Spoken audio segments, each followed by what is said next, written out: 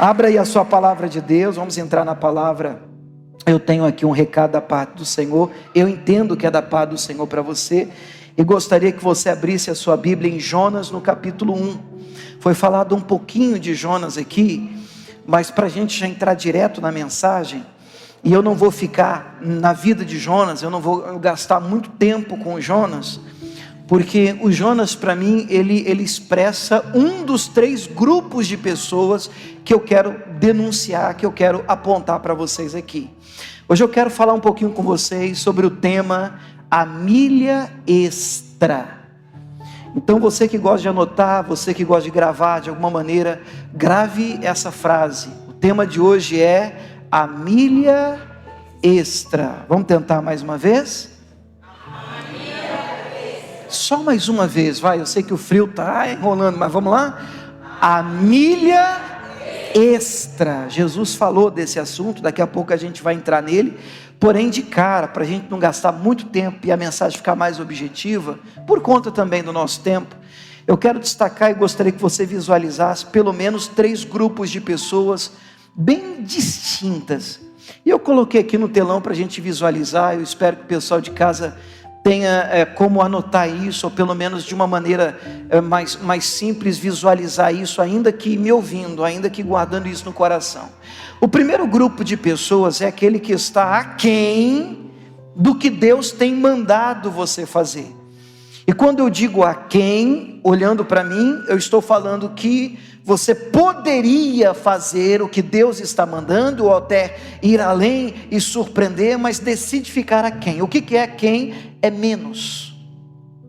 É menos. Deus mandou você fazer algo e nem isso está sendo feito. Então me parece muito óbvio afirmar que nesse primeiro grupo mora aqui uma turma de desobedientes, e não tem como aliviar isso. E por isso eu falo de Jonas. E aí, como eu disse a vocês, para ser bem breve, vamos pegar o capítulo 1 de Jonas, só para a gente lembrar, e vamos ler o versículo do 1 ao 3, só para a gente lembrar da historinha do Jonas, mas eu acredito que o Jonas já é uma peça carimbada no nosso meio já. Vamos fazer um teste aqui rapidinho. Quem já ouviu falar de Jonas na Bíblia? Jonas. Então quando você escuta esse nome assim, Jonas, ou quando alguém na igreja, num ambiente cristão, te chama assim, ei, ô Jonas, você agradece? Sua reação é, obrigado, não, fiquei até lisonjeado, é um elogio, é elogio? O que significa hoje chamar alguém de Jonas, falando de profeta Jonas, né? O que você lembra quando você escuta Jonas? Fujão, desobediente, porque de fato Jonas foi alguém que recebeu da parte de Deus uma direção, uma palavra, uma ordenança, e decidiu correr, fugir. A gente não vai entrar no mérito do porquê, que daria uma outra mensagem, por sinal muito importante, mas vamos ficar só no mérito da desobediência. Ele recebeu uma palavra e fugiu. Isso está no capítulo 1 de Jonas, no verso 1. Vamos dar uma lida rapidinho? E veio a palavra do Senhor a Jonas, filho de Amitai, dizendo, vamos dar uma mudada aqui, pelo amor de Deus, não estou mudando a Bíblia, mas é só para você entender que a palavra de Deus hoje é para mim e para você, ela é real nos nossos dias, para mim e para você. Então, para ficar claro, no lugar de Jonas, você vai ler o seu nome, e eu vou ler o meu, é verdade, vai virar uma salada, mas é só para a gente entender que é pessoal, a palavra de Deus continua pessoal, o nosso Deus é um Deus pessoal, amém, igreja? Então vamos tentar, no lugar de Jonas, você lê o seu nome. Isso nós vamos fazer em voz alta. Você quer ver que salada que esse negócio vai virar? Vamos lá, vamos tentar, versículo 1. E veio a palavra do Senhor a William, filho de José. Você tem que mudar o pai também, senão fica esquisito. O Jonas era filho de Amitai, e eu sou filho de José. E por que eu estou fazendo isso? Para você entender que, do mesmo jeito que vinha e veio a palavra do Senhor a Jonas, nos nossos dias, a palavra do Senhor continua nos visitando, através de uma leitura, de um devocional, de uma mensagem que você, querido, escuta na sua casa pela internet. de um culto em que você participa, escuta um pregador ministrando, a palavra do Senhor continua vindo a nós nos nossos dias. Diga amém, igreja. E para Jonas a palavra veio dizendo: levanta-te e vai a grande cidade de Nínive, clama contra ela, porque a sua malícia subiu até mim. E Jonas se levantou, mas não foi para obedecer não, foi para fugir de diante da face do Senhor para Tarsis.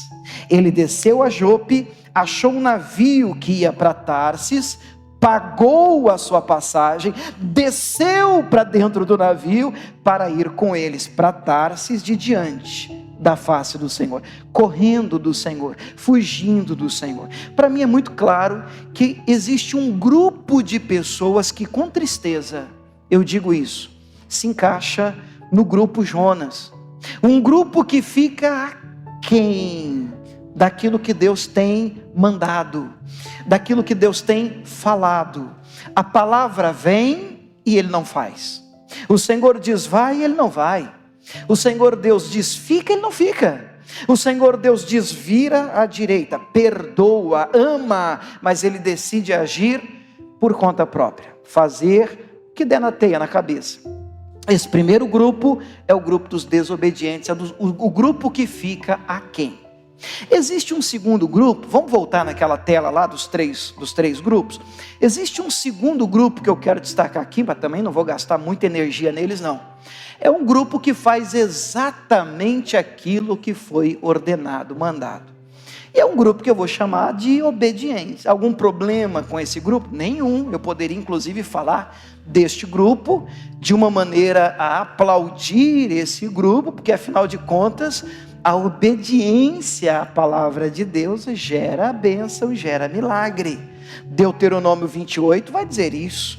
E será que todas estas bênçãos virão sobre ti e te alcançarão? Você lembra quando? Quando ouvires a voz do Senhor teu Deus. Então ouvir a Deus traz, gera, produz bênçãos sem medidas sobre a nossa vida. Então é um grupo que a princípio está de parabéns, sim senhor, está de parabéns, porque Deus manda e esse grupo a princípio é um grupo que obedece. Mas por favor, olhando aqui para mim, normalmente dentro deste grupo existem pessoas que obedecem porque têm que obedecer, porque precisam obedecer, porque se sentem obrigadas a obedecer. Pessoas que você pergunta: e aí, você tem ido na igreja? Tenho, mas é assim, é para bater o cartão. É para chegar na igreja e sabe quando você sai, ai, acabou o culto, graças a Deus, já paguei, é igual academia, né? Já paguei os exercícios de hoje, já estou na fita, já bati o cartão, olha aí no céu, lembra aí, Senhor, já fui na igreja hoje. É como se eu tivesse que cumprindo uma obrigação a título de religiosidade, mas eu não tenho prazer nisso, não há alegria nisso, eu faço porque eu tenho que fazer. E isso pode até trazer, como eu disse a vocês, bênção sobre a sua vida, porque você não deixa de obedecer, mas a motivação é: eu faço porque precisa ser feito. Particularmente eu queria levar vocês para um lugar um pouquinho melhor do que esses dois. O lugar do aquém é indiscutível, eu não quero te ver lá nem de brincadeira. O lugar da obediência, porque eu preciso, eu tenho que obedecer, e é um fardo, é um peso, mas eu faço porque precisa ser feito, não me parece também o melhor lugar. Eu gostaria de levar essa igreja para um lugar ainda melhor. Um terceiro grupo, e é lá que eu quero gastar um pouquinho de tempo com vocês, de uma maneira breve, mas importante, é um grupo que decide ir além. De novo, vem comigo, é um grupo que decide ir além daquilo que o Senhor Deus espera delas. É um grupo que surpreende Deus. Aqui, obviamente, eu tenho que fazer uma consideração: ninguém surpreende Deus, é uma maneira de falar, é uma linguagem de expressão. Ninguém vai fazer aqui alguma coisa que Deus vai ficar de pé no trono, coçar a cabeça, uau, não é que por essa eu não esperava. Não, ninguém pega Deus de surpresa. Deus é Deus, Deus é Senhor, Ele é onipotente, onipresente, onisciente, Ele é soberano. Diga glória a Deus, irmãos. Então não é nesse sentido que eu estou falando. Mas assim, um ambiente, um nível de relacionamento com Deus, que faz com que o Senhor fique maravilhado conosco. Você pode dizer glória a Deus por isso? Quero te apresentar esse grupo. Abra sua Bíblia em Mateus capítulo 8, versículo 5. Mateus capítulo 8, versículo 5. Vamos tentar ser breve, direto, mas importante. Eu quero que você grave essa palavra. Mateus 8, 5 em diante diz assim: entrando Jesus em Cafarnaum, chegou junto dele um centurião, rogando-lhe e dizendo: Senhor, o meu criado jaz em casa paralítico, violentamente atormentado. E Jesus diz: eu irei e lhe darei saúde. Eu penso que esse é um texto, uma história fantástica, porque Jesus está tão acostumado com um padrão, e quando o centurião vem com um pedido, dizendo: lá em casa eu estou com um problema, Jesus, lá em casa eu tenho um servo, e o meu servo está acamado, está doente, está violentamente atormentado. Ele não pede nada, ele está contando a história. Jesus se antecipa e diz: beleza, já entendi, vamos lá, vou lá fazer a visita, eu irei e lhe darei saúde. Vamos lá, vamos fazer oração por ele lá na sua casa. E aí vem a resposta do servo, que faz com que Jesus fique surpreso, maravilhado, espantado. Ele tem um comportamento diferente do padrão. Ele olha para Jesus e ele vai dizer: Senhor, eu não sou digno de que entres debaixo do meu telhado, mas dize somente, o que, igreja? Uma palavra, e o meu criado sarará. Diga glória a Deus, irmãos. Porque eu também sou homem, sob debaixo de autoridade, e eu tenho soldados às minhas ordens. Eu digo a este: vai, e ele vai. Eu digo ao outro: vem, e ele vem. Eu digo ao meu criado: faz isso, e ele o faz. Agora lê comigo, por favor. E maravilhou-se Jesus. Como é que Jesus ficou? Maravilhado, ouvindo isso, e disse aos que seguiam. Eu estou falando com a turma que seguia Jesus. Obviamente que a turma que está seguindo a Jesus o faz porque crê em Jesus, porque acredita em Jesus, porque tem expectativas em Jesus. É para essa turma que Jesus vira e diz: em verdade vos digo que nem mesmo em Israel encontrei tanta fé. Aleluia, diga glória a Deus, igreja. Você consegue imaginar o clima dessa conversa? Jesus diz: tudo bem, estou indo lá, lhe darei saúde. Ele diz: não, peraí, o senhor não está entendendo.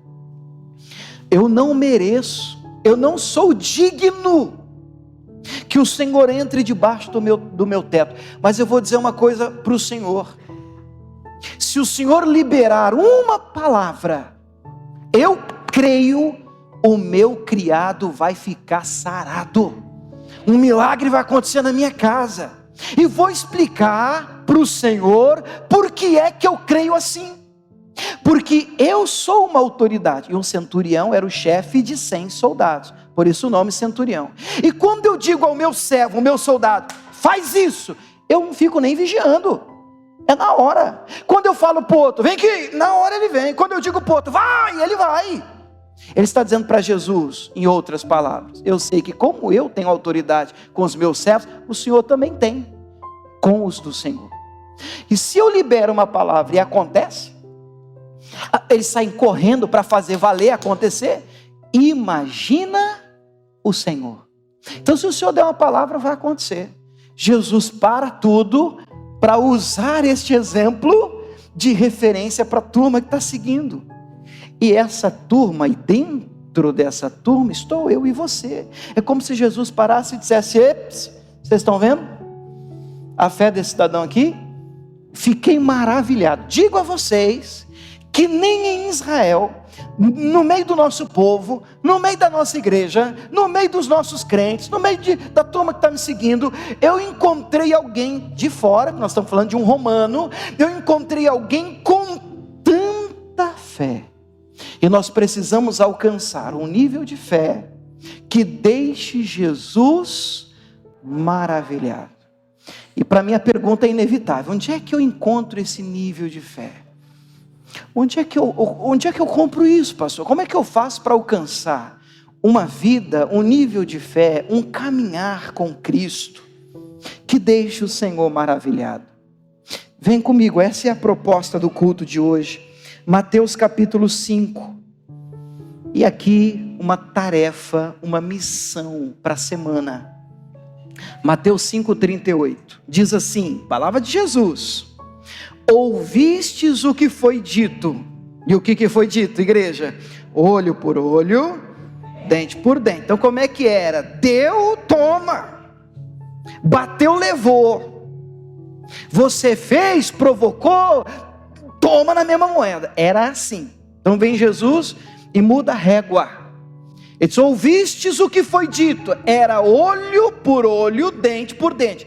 Eu, porém, vos digo: não resistais ao mal. Aqui, não resistar, você tem que entender o sentido da frase liberada por Jesus. Não resistir ao mal, não é que você não tem que oferecer resistência ao diabo. É não resista àqueles que estão tentando fazer mal a você.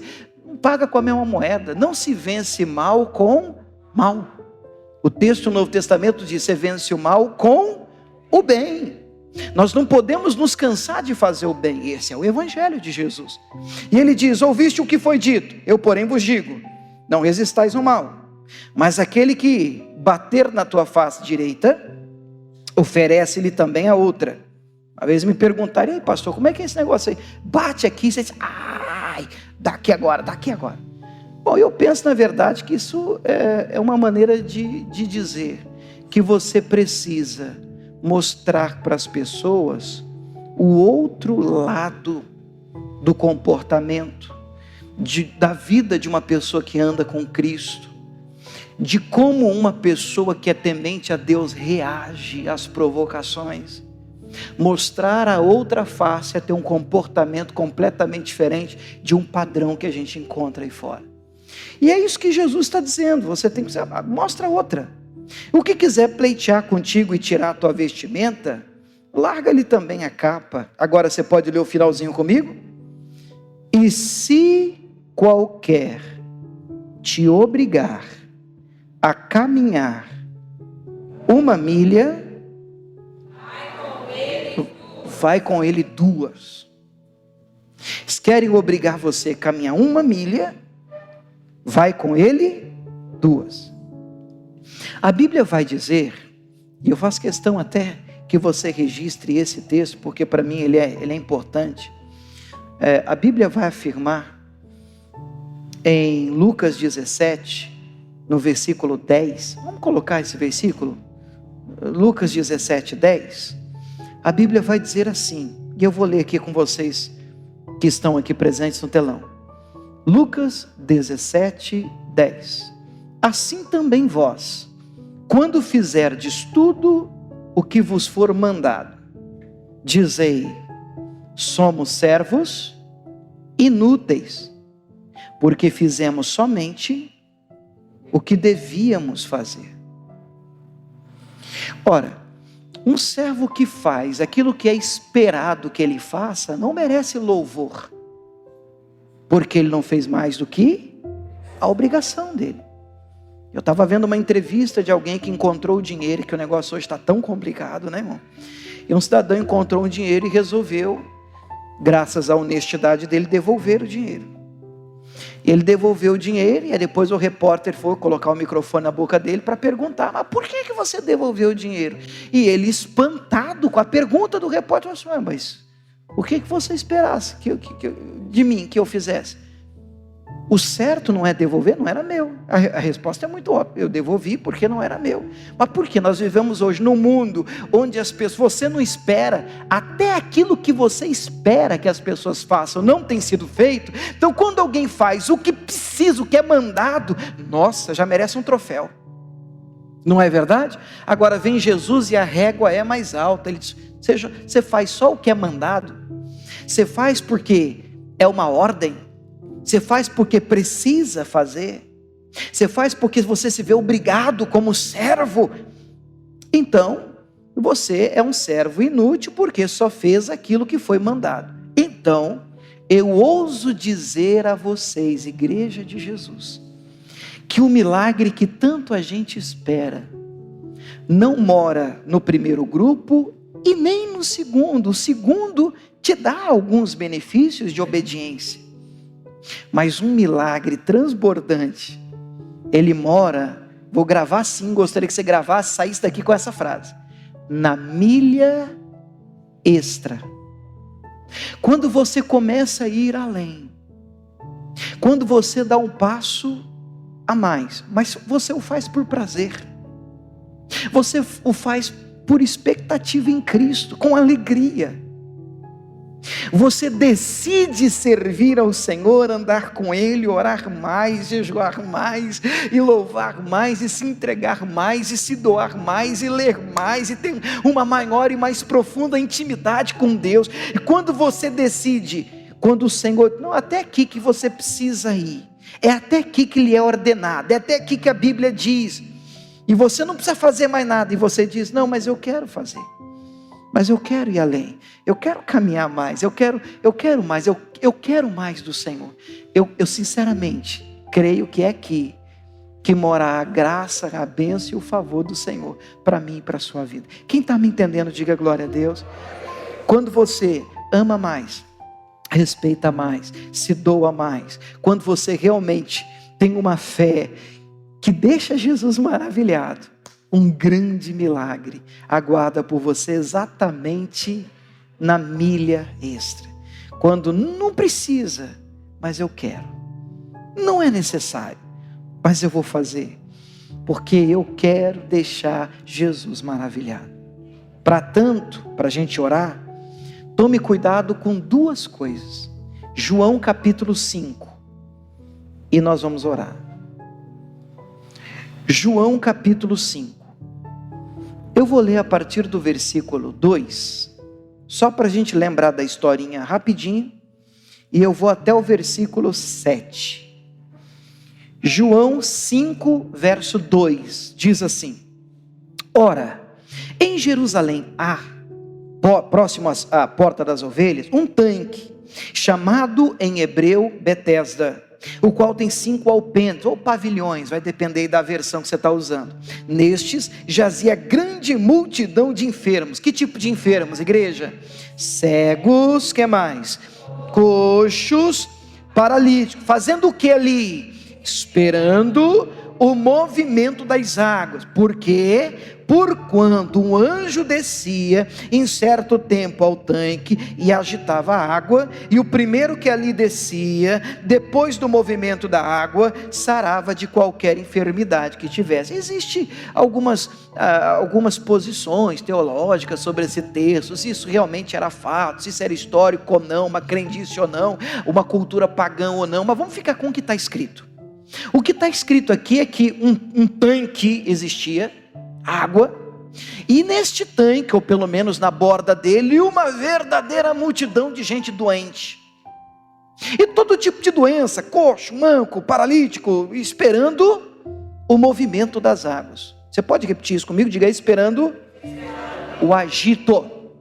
De novo, esperando o agito. E tem uma turma que gosta do agito, e vou falar para você que o agito é bênção.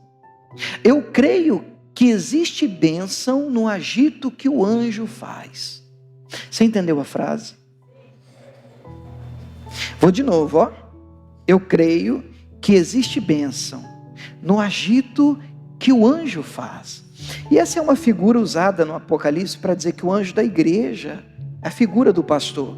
Então eu creio em propósito, eu creio em ato de fé, eu acredito que existe bênção de Deus no mover que o anjo faz. Mas o problema é que existe hoje uma grande multidão que não para de crescer, completamente viciada em agito, em anjo, em movimento. E aí nós temos um problema. E eu vou apontar para você o problema. A Bíblia vai dizer que esse homem está ali esperando 38 38 anos o anjo. Eu consigo ver ele aqui. Irmão, por favor, você tem que ajudar o pastor, né? Ajuda, tá vendo ele? O tanque, na hora que agitava a água, o texto diz que quem pulava, curado de qualquer doença. Eu pode nomear qualquer uma, na hora era curado. 38 anos, irmão, 38 anos é uma vida. Esse camarada está 38 anos ali. Vai chegar a minha hora, vai chegar, e conta, não me agita. Vem outro e pulava antes dele.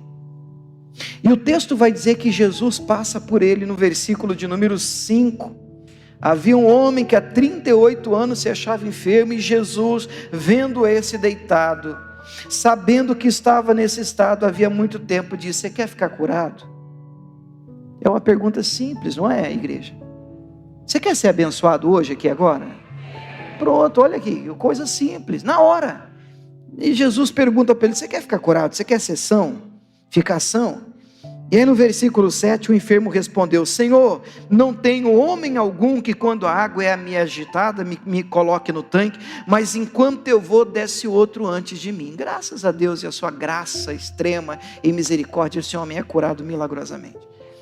Mas algumas lições aqui que eu gostaria de pelo menos 2 destacar, para que você tenha cuidado, para que a sua fé não fique viciada. A ideia que eu tenho lendo o texto é de um homem que está tão obcecado no movimento, ele está tão fixado no agito, que quando Jesus passa e toca nele, ó ele aqui, ó, Jesus passa e toca nele: ei, ei, que é? Você quer ser curado? É quase que ele está dizendo assim: puxa vida, parando aqui para me atrapalhar, porque eu estou aqui. Vai que eu converso com o homem e agita a água, o negócio. Eu até quero, cara. Mas na hora que está agitando aqui, outro pula na minha frente, rapaz. Ninguém me joga dentro do agito. É que eu não sou Jesus, irmão. Porque se eu sou Jesus, eu digo: e cara, quem está falando de agito? Quem está falando de tanque? Quem está falando de anjo? Deus é soberano, Ele pode abençoar você do jeito que Ele quiser. Às vezes você entra numa igreja, e seja ela qual for, e você tem aquele, dentro do seu coração, sabe aquela ideia de como é que Deus tem que te abençoar? Aí você cria como Naamã o seu mapa do milagre. A sua ideia é: ele vai sair, e aí ele vai invocar o Deus dele, vai levantar a mão, vai ser lindo, eu vou arrepiar,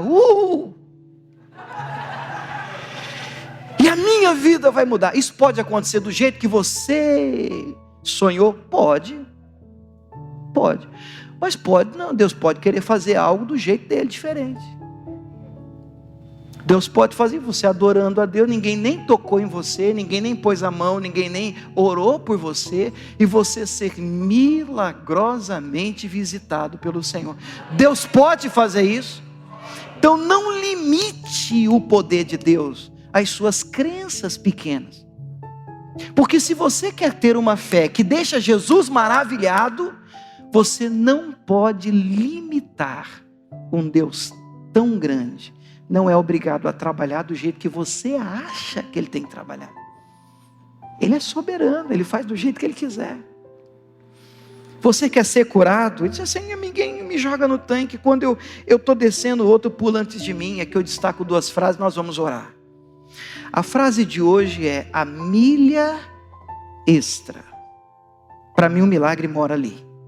Aquilo que você está esperando do Senhor mora na milha extra. No momento em que você dá aquele passo e você diz: olha, eu fiz tudo o que eu podia fazer, então agora seja bem-vindo à milha extra, porque é naquilo que você faz sem o peso da obrigação, não precisava fazer, mas eu quero, é que você deixa o Senhor maravilhado com você. Cuidado com 2 coisas. Primeiro, as 2 acabam se interligando. Esse versículo, o versículo de número 7, diz o seguinte: a resposta dele é: Senhor, eu não tenho homem algum que quando a água é agitada me meta no tanque. Primeira coisa, não sei se você conhece a palavra mediocridade. Mediocridade é definida no dicionário como a qualidade daquele que é medíocre. O que é o medíocre? É o médio, o mediano, o comum. É que a palavra mediocridade, ela parece meio forte, meio pesada, mas é o mediano, é o cidadão da média. Obviamente, se é a média, nós estamos falando da maioria das pessoas, inclusive dentro da igreja. Como é que a maioria das pessoas se comportam? Seja igreja ou fora dela, lá no seu trabalho. É muito comum esse tipo de comportamento. Eu não sou abençoado porque ninguém me ajuda. Eu não sou curado porque ninguém lembra de mim. Eu não sou abençoado porque não tem um pastor nessa cidade que se compadece da minha vida. Não tem uma igreja que presta. Vocês percebem um padrão no comportamento? Isso é um padrão de mediocridade. Eu estou te falando com todo temor e amor em Cristo. Você é melhor do que isso. Jesus morreu por você na cruz do Calvário. Esse negócio de você viver apontando para os outros e culpando os outros porque você não chegou onde você gostaria de chegar, é muito feio. Não faz parte e não deveria fazer parte da sua história. Para com isso. Esqueça esse negócio de apontar porque o João não me ajuda, porque na empresa ninguém me ajuda, porque ninguém olha para mim, porque ninguém lembra para mim, porque afinal de contas, se eu tivesse alguém que me jogasse no tanque, o que ele quer dizer com isso? Estou assim porque ninguém me joga no tanque. Olha, como resultado, a culpa não é minha. É da turma que não lembra de mim quando a água é agitada. Ninguém lembra de mim. Fácil. E para completar, ele vai dizer: enquanto eu vou, vocês acreditam que corta a minha volta? Estou aqui 38 anos, a minha senha. E o pessoal não respeita nem o nosso tempo de sofrimento aqui na piscina. Quando eu estou levantando, eles pulam na minha frente. É quase que ele dissesse: eles roubam a minha vaga. Eu queria muito que você acreditasse numa coisa. Estou te falando de coração. Ninguém pode roubar de você o que Deus tem para você. Ninguém pode roubar. Eu vou repetir isso para você. Ninguém pode roubar de você o que Deus tem para você. Tire isso da sua cabeça. Ah, pastor, minha oportunidade, era a minha promoção lá na empresa. Passaram o pé. Se o José pensasse como você, o José do Egito. Ah, pastor, você está dizendo que ninguém pode prejudicar a gente? Claro que muita gente vai tentar e algumas aparentemente com sucesso. É lógico. Eu não sou doido, não sou bitolado. Existirão momentos na sua vida em que você vai olhar para as pessoas e vai dizer assim: caramba, conseguiu. Não é que me jogou na cova mesmo? E eu não fiz por merecer. Não é que eu caí na fornalha mesmo? E eu só fiz o bem. Não é que eu estou preso mesmo na casa do Potifar como escravo e eu não merecia isso. Mas você precisa crer num Deus que é soberano, que costura o seu futuro com uma perfeição tremenda, maravilhosa, que olha e tem desenhado para você um futuro brilhante. Um Deus que, segundo a Bíblia, irmão, não é ideia minha, não é minha ideia, minha cabeça. Um Deus que é poderoso para converter, para transformar maldição em bênção. Ele faz isso ou não faz? Ele é poderoso para fazer isso na sua vida. Ele é que está no controle da sua vida. Sua vida não está na mão do seu patrão. Sua vida não está na mão do seu pastor. Sua vida não está na mão de um parente seu, de um colega. Sua vida está nas mãos de Deus. Você pode aplaudir o Senhor por isso? Está nas mãos de Deus.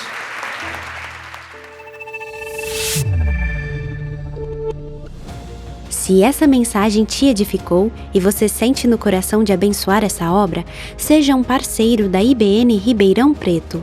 Ajude-nos a espalhar as boas novas que Cristo nos traz. WhatsApp para contato: 16 99991 8115. Para doações, Pix 42 269 135 /1000contra-05. Siga também no YouTube o canal William Sodré e Instagram @pastor William Sodré e @IBN Ribeirão Preto. Deus abençoe!